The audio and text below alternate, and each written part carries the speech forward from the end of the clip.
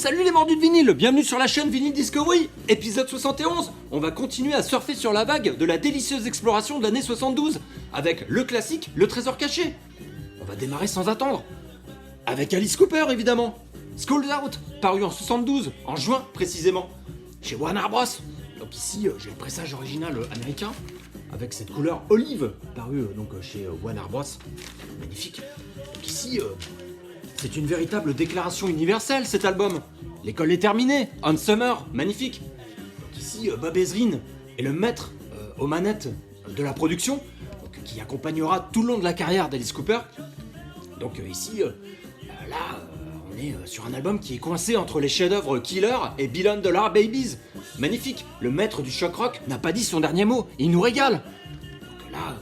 en effet, ce que l'on remarque immédiatement au travers de cet album, c'est évidemment la pochette, le bureau d'écolier, avec une culotte en papier intégrée. Donc là, voyez-vous, c'est absolument extraordinaire. Hein. J'ai pas essayé de la porter, pour être sincère. Mais voilà, donc on a ça, et figurez-vous qu'elle a été quasi immédiatement sortie du commerce. Parce que voilà, elle était inflammable en fait. Incroyable. Et donc ici, ce qui est magnifique avec cette pochette, c'est que voilà, vous avez toutes les initiales des membres du groupe. Vous avez aussi la photo des membres. Alors ici on n'en voit que 4, mais en réalité dans la poubelle ici vous avez Dennis Dunaway qui est le bassiste et qui pointe son flingue vers le photographe. Voilà, complètement déjanté. Et donc ici en effet c'est une pochette signée par Craig Brown, qui est déjà connu pour avoir collaboré avec Andy Warhol pour la pochette de Sticky Fingers, et notamment aussi le logo de la langue, les lèvres des Rolling Stones. Magnifique. Il a reçu plusieurs distinctions, dont le Grammy de la meilleure pochette d'album avec Skulls Out, celle-ci, magnifique. Donc ici, il y a une ressemblance frappante que je voulais quand même vous montrer, avec la pochette du seul et unique album du groupe Hot Legs, paru en 71, qui s'appelle Skull Stinks. Donc le concept ici est repris, très clairement. Donc là, il y a quand même une ressemblance assez marquante, frappante. Ici, Craig Brown est aussi un acteur de cinéma, magnifique. Donc, il a été acteur un peu plus tard, bien sûr, dans le film De Grandes Espérances, avec Gwyneth Paltrow, et aussi, il me semble, Ethan Hawke. C'est le fabuleux personnage que l'on a dans Cro-Blanc, notamment, et dans plein d'autres films. Il est magnifique, Ethan Hawke. Et puis, on a aussi le film Opération Espadon, avec Travolta, incroyable. Donc là, il prendra le rôle d'un médecin légiste, magnifique. Donc ici, ce disque est vraiment abouti, il est très accrocheur dès le départ, avec l'hymne Skulls Out, qui est un hard rock très, très puissant, très, tout de suite adhésion immédiate. Et puis on a plusieurs références dans ce disque, ça part un peu dans tous les sens, il dure pas très longtemps, 37 minutes 13 de sucrerie dans ce disque. Donc il y a une référence au West Side Story, avec des claviers intrigants, comme Gutter Gats. Il y a aussi Looney Tunes, qui fait bien sûr référence à Warner Bros, la maison de disques d'Alice Cooper, et bien sûr au cartoon. Il y a aussi Blue Turk, qui est fortement inspiré des Doors. On sait qu'Alice Cooper adore les Doors. Et donc le clavier de Ray Manzarek ici, on a l'impression qu'il résonne dans ce morceau. Et donc voilà, globalement on est sur un disque hard rock, percutant, avec des variations, une ambiance orchestrale. Et donc c'est tantôt bluesy, jazzy, psyché, donc absolument délicieux. Le morceau Skulls Out a été écouté à 114 millions sur Spotify d'auditeurs. Incroyable, dément.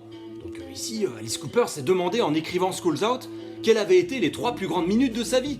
Et donc 2 moments de l'année pour lui, le matin de Noël et les 3 dernières minutes de classe, lorsque tu sais que voilà, c'est bientôt la fin, tu es assis à ton bureau et que tu sens une mèche en train de brûler lentement en toi. Magnifique. Aussi, par rapport à ce disque, une anecdote de Bob Ezrin. Donc il a eu l'idée d'un chœur d'enfant au refrain de Skulls Out. Il avait suggéré la même idée au Pink Floyd quelques années plus tard dans Another Brick in the Wall, bien sûr. Et donc, d'ailleurs, ce morceau-là a été repris par le groupe Hollywood Vampires, formé par Vincent Furnier, donc Alice Cooper lui-même, aux côtés de Joe Perry et de Johnny Depp. Voilà, donc ils le reprennent régulièrement lors de leur tournée Hollywood Vampires, donc ce morceau, puisqu'il est bien sûr, il adore Pink Floyd également. Et donc lorsque les gamins sont allés au studio pour faire les chœurs, donc ils ont vu les membres et voilà, ils ont fait demi-tour.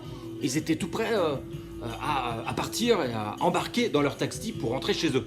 Et donc finalement, il y a eu des fous rires, Bob Ezrin a calmé le jeu un petit peu, hein, et un grand moment de l'histoire du rock. Donc avec ces chœurs qui apparaissent dans le morceau School's Out. Et donc décidément, ici, Alice Cooper, je n'ai pas trouvé d'autres artistes qui nous régalent plus sur le plan pochette.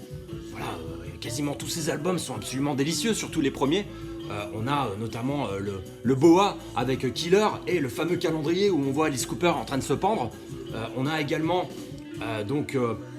le Billon Dollar Babies avec le dollar géant, donc magnifique. On a Muscle of Love avec un format pochette boîte à pizza où voilà, la sous-pochette c'est absolument n'importe quoi.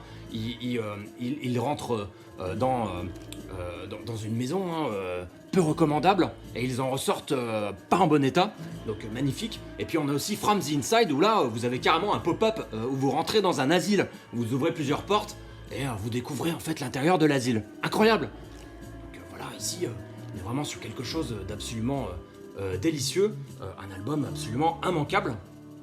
Alice Cooper, School's Out, donc pochette assez fragile, mais oh là, bah ça y est, je l'ai fait tomber, donc en direct, voilà, bon, elle est intacte, voilà, elle est intacte, avec la fameuse culotte, parce qu'évidemment, elle a été retirée du commerce, donc pour la retrouver, celle-ci, faut se lever de bonne heure. Je suis absolument conquis, parce que nous sommes en train d'écouter. Il y a des beaux arrangements sur ce morceau. De quoi s'agit-il? Il s'agit du capitaine de l'au-delà. Qui connaît le capitaine de l'au-delà? Personne en fait. Captain Beyond. Magnifique cet album. Absolument incroyable. Donc ici il est paru en 72. C'est un super groupe de Los Angeles. On reste aux États-Unis après avoir évoqué Alice Cooper évidemment. Il a été enregistré en 2 jours celui-ci. Donc le chanteur de ce disque est Rod Evans. Ça vous parle? Incroyable. C'est le chanteur de Deep Purple sur les 3 premiers albums. Magnifique. Donc il y a aussi Bobby Caldwell. Alors celui-ci vous allez peut-être moins le connaître. C'est le cofondateur donc du groupe Captain Beyond, mais aussi d'Armageddon, un groupe voilà de hard rock, prog rock, super groupe également, qui a été notamment créé par Keith Relf, le chanteur des Yardbirds. Magnifique. Donc il est paru en 75 ce disque. Donc Keith Relf, le chanteur des Yardbirds, a disparu tragiquement le 12 mai 76 à 33 ans après s'être électrocuté chez lui alors qu'il jouait de la guitare électrique. Il avait mal relié à la terre. Voilà, donc improbable anecdote encore. Et donc ici il y a aussi le guitariste et le bassiste d'Iron Butterfly. Donc ça n'a rien à voir au niveau du style, mais bon, ça reste quand même des figures emblématiques de l'époque. Et donc ici cet album est dédicacé en mémoire de Duane Allman. Donc Duane Allman ici, pour ceux qui connaissent, c'est tout simplement le frère des Allman Brothers. Donc en effet, c'était un guitariste très impressionnant et il a notamment joué avec Eric Clapton dans son disque Layla. Et donc il a commencé à percer à ce moment-là et malheureusement il est mort d'un accident de moto, il a percuté un camion, il avait que 24 ans. Donc ici j'ai décidé de vous faire une petite rubrique nécrologique. Après c'est le contexte de l'album Captain Beyond qui m'amène à ça. Et donc ici, en effet, c'est un album délicieux, du blues, du hard rock, très bien exécuté, raffiné, élégant, puissant, mélodieux. On voyage ici avec cet album. Il y a beaucoup de recherche, c'est pas un album commercial, avec des gros hits.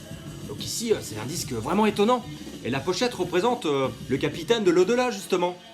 Donc qui a été conçu par Joey Garnett.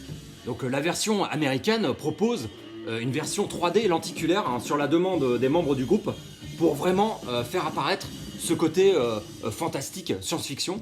Donc voilà, magnifique, Là vous avez vraiment un effet assez saisissant. Vous avez aussi la version notamment française avec une pochette entière qui représente le capitaine qui n'est pas 3D. Donc, voilà, c'est puissant. Vous avez un hard rock un peu lourd, etc. Mais très raffiné, vous verrez, il y a des arrangements ici. Et donc l'album suivant était beaucoup moins convaincant, mais encore une fois la pochette était superbe. Donc ici Captain Beyond en général, sur les pochettes ils sont plutôt inspirés et inspirants. Voilà donc voilà tout pour en tout cas cet épisode consacré toujours à la poursuite de l'exploration de l'année 72 avec Alice Cooper, School's Out et le Captain Beyond. Voilà, regardez bien, ce capitaine il est magnifique.